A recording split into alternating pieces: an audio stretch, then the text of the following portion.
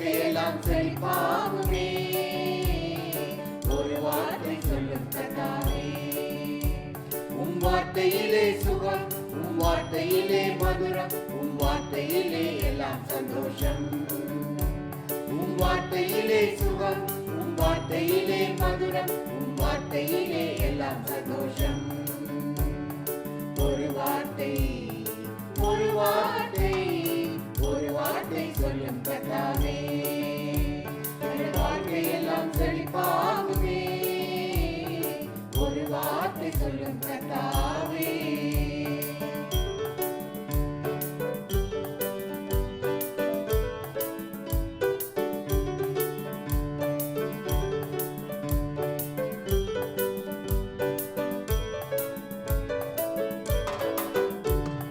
மாறாவின் தண்ணீரெல்லாம் மதுரமாக மாறி போகும். மாறாவின் தண்ணீரெல்லாம் மதுரமாக மாறி போகும். கண்ணீர் மாறிடும், துக்கம் மாறிடும். ஒரு வார்த்தை சொன்னால் போதுமே. ஒரு வார்த்தை, ஒரு வார்த்தை, ஒரு வார்த்தை சொல்லும் கர்த்தாவே.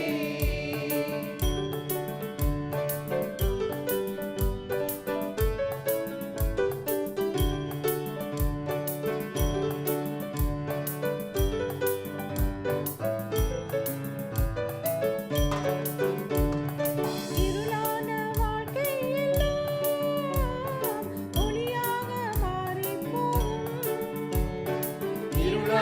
வாழ்க்கையெல்லாம் ஒளியாக மாறி போகும்.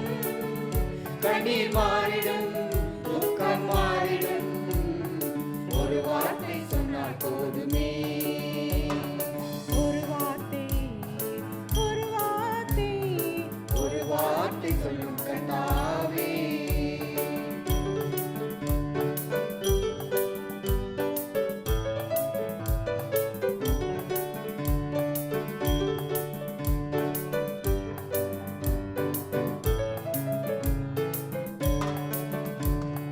வியாதிகள் வறுமையெல்லாம் விசுவாசத்தால் மாறி போகும். வியாதிகள் வறுமையெல்லாம் விசுவாசத்தால் மாறி போகும். கண்ணீர் மாறிடும், துக்கம் மாறிடும். ஒரு வார்த்தை சொல்லும் கர்த்தாவே. எங்கள் வாழ்க்கையெல்லாம் செழிப்பாகுமே. ஒரு வார்த்தை சொல்லும் கர்த்தாவே. உம் வார்த்தையிலே சுகம், உம் வார்த்தையிலே மதுரம், உம் வார்த்தையிலே எல்லாம் சந்தோஷம். உம் வார்த்தையிலே சுகம், உம் வார்த்தையிலே மதுரம், உம் வார்த்தையிலே எல்லாம் சந்தோஷம். ஒரு வார்த்தை, ஒரு வார்த்தை, ஒரு வார்த்தை சொல்லும் கர்த்தாவே. என் வாழ்க்கையெல்லாம் செழிப்பாகுமே. ஒரு வார்த்தை சொல்லும் கர்த்தாவே.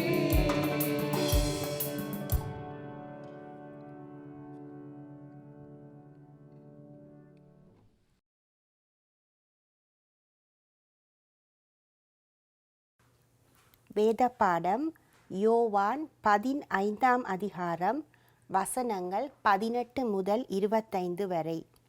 உலகம் உங்களை பகைத்தால் அது உங்களை பகைக்கிறதற்கு முன்னே என்னை பகைத்ததென்று அறியுங்கள். நீங்கள் உலகத்தாராயிருந்தால் உலகம் தன்னுடையதை சிநேகித்திருக்கும். நீங்கள் உலகத்தாராயிராதபடியினாலும் நான் உங்களை உலகத்திலிருந்து தெரிந்து கொண்டபடியினாலும் உலகம் உங்களை பகைக்கிறது.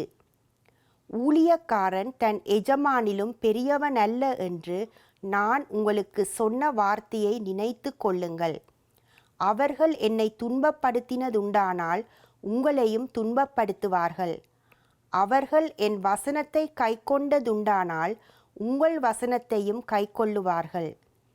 அவர்கள் என்னை அனுப்பினவரை அறியாதபடியினால் என் நாமத்தின் நிமித்தமே இவைகளையெல்லாம் உங்களுக்கு செய்வார்கள்.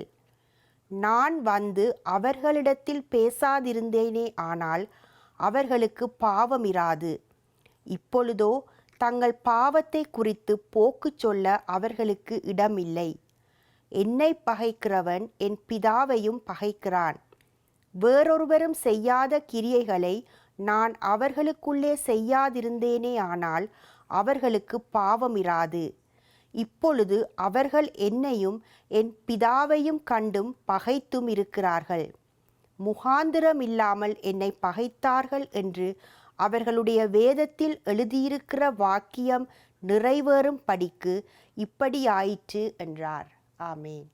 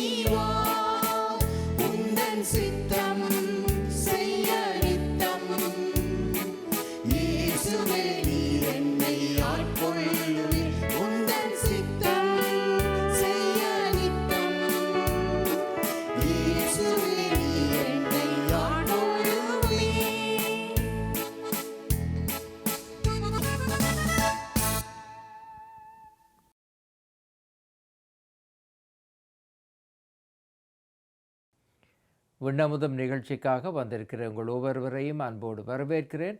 இன்று வாசிக்க கேட்ட பகுதி யோவான் எழுதிய சுவிசேஷம் அல்லது நற்செய்தி நூல் 15ஆம் அதிகாரம் 18 25 வரை. இந்த பகுதியிலே ஆண்டவர் இயேசு நமக்கு ஒரு அழகான பாடத்தை சொல்லி தருகிறார். அவர் சொல்லி தருகிற பாடம் நமக்கு ஏற்றுக்கொள்ளக்கூடியதாக இருக்குமோ இல்லையோ தெரியாது. ஆனால் இது ஒரு கட்டளையாக கொடுக்கப்படுகிறது. நீங்கள் ஒருவரில் ஒருவர் அன்பாயிருக்க வேண்டுமென்றே இவைகளை உங்களுக்கு கற்பிக்கிறேன் என்று யோவான் 15ஆம் அதிகாரம் 17வது வசனத்திலே ஒரு வசனத்தை நாங்கள் பார்க்கிறோம். ஆனால் ஆங்கிலத்திலே இது அழகாக சொல்லப்பட்டிருக்கிறது. நீங்கள் ஒருவரில் ஒருவர் அன்பாக இருக்க வேண்டும் என்பதை உங்களுக்கு கட்டளையாக சொல்லுகிறேன் என்று ஆங்கிலத்தில் இருக்கிறது. தமிழிலே இவைகளை உங்களுக்கு கற்பிக்கிறேன் என்று இருக்கிறது. ஆங்கிலத்திலே இது ஒரு கட்டளை என்று இருக்கிறது. அது இன்னும் அந்த வார்த்தைகளுக்கு ஒரு அழுத்தத்தையும் உறுதியையும் தருகிறது. மற்றவரில் அன்பாக இருக்க வேண்டும் என்பது ஆண்டவர் நமக்கு தருகின்ற ஒரு கட்டளை, ஒரு ஒரு ஒரு ஒரு ஒரு கட்டாயம் செய்ய வேண்டும் என்று ஆண்டவர் சொல்லுகிற ஒரு ஊக்கமான உறுதியான ஒரு வார்த்தை. எப்படி ஒருவரில் ஒருவர் அன்பாக இருக்க வேண்டும் என்பதை இன்னொருவர் கட்டளையாக சொல்லலாம். இந்த உலகத்தை பொறுத்தவரையிலே அன்பு என்று சொல்வது எங்களுடைய உள்ளத்திலே உணர்விலிருந்து உருவாகின்ற ஒன்று. அந்த உள்ளத்தின் உணர்விலிருந்து உருவாகின்ற உணர்வைத்தான் நாங்கள் இன்றைக்கு அன்பு என்று சொல்லுகிறோம். நான் அவரிலே அன்பாக இருந்தேன், இப்போது அவரிலே நான் அன்பாக இல்லை. உள்ளத்திலே எனக்கு அந்த உணர்வு வரவில்லை. உணர்வு வந்திருந்தால் நான் அன்பு என்று சொல்லுவேன். அதுதான் இந்த உலகம் நமக்கு சொல்லித் தருகின்ற அன்பு. ஆனால் ஆண்டவர் நமக்கு கொஞ்சம் வித்தியாசமாக சொல்லித் தருகிறார். நீங்கள் மற்றவர்களிலே அன்பு கொள்ளலாமா கொள்ளக்கூடாதா என்ற தீர்மானத்தை நீங்கள் எடுக்க முடியாது. அன்பு கொள்ள வேண்டும் என்பது நான் உங்களுக்கு தருகின்ற ஒரு கட்டளை. அப்படியானால் நாங்கள் விரும்பியோ விரும்பாமலோ மற்றவர்களில் அன்பு கூற, அவர்கள் தேவைகளை கவனிக்க, அவர்களுடைய குறைபாடுகளில் மறுமொழி கொடுக்க நாங்கள் அழைக்கப்படுகிறோம். ஏனென்றால் ஆண்டவர் நமக்கு இது கொடுத்த ஒரு கட்டளை. இது சீடர்களுக்கும் புரியவில்லை. இயேசுவோடு கூட இருந்தவர்கள், இயேசுடைய அற்புதங்களை கண்டவர்கள், இயேசுடைய போதனைகளை கேட்டவர்கள், அவர்களுக்கு கூட மற்றவர்களில் அன்பாக இருக்க வேண்டும் என்று இயேசு கொடுத்த கட்டளையை புரிந்து கொள்ள முடியவில்லை. எனவே இயேசு மத்தேயு 17ஆம் அதிகாரம் 17வது வசனத்திலே, விசுவாசம் இல்லாத மாறுபாடுள்ள சந்ததியே, எதுவரைக்கும் நான் உங்களோடு இருப்பேன், எதுவரைக்கும் உங்களிடத்தில் பொறுமையாக இருப்பேன் என்ற ஒரு செய்தியை சீடர்களை பார்த்துத்தான் சொல்லுகிறார். நீங்கள் இன்னும் புரிந்து கொள்ளாமல் இருக்கிறீர்கள்.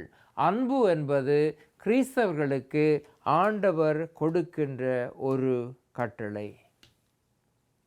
அந்த கட்டளையை இந்த உலகத்திலே நிறைவேற்ற நாங்கள் அழைக்கப்படுகிறோம்.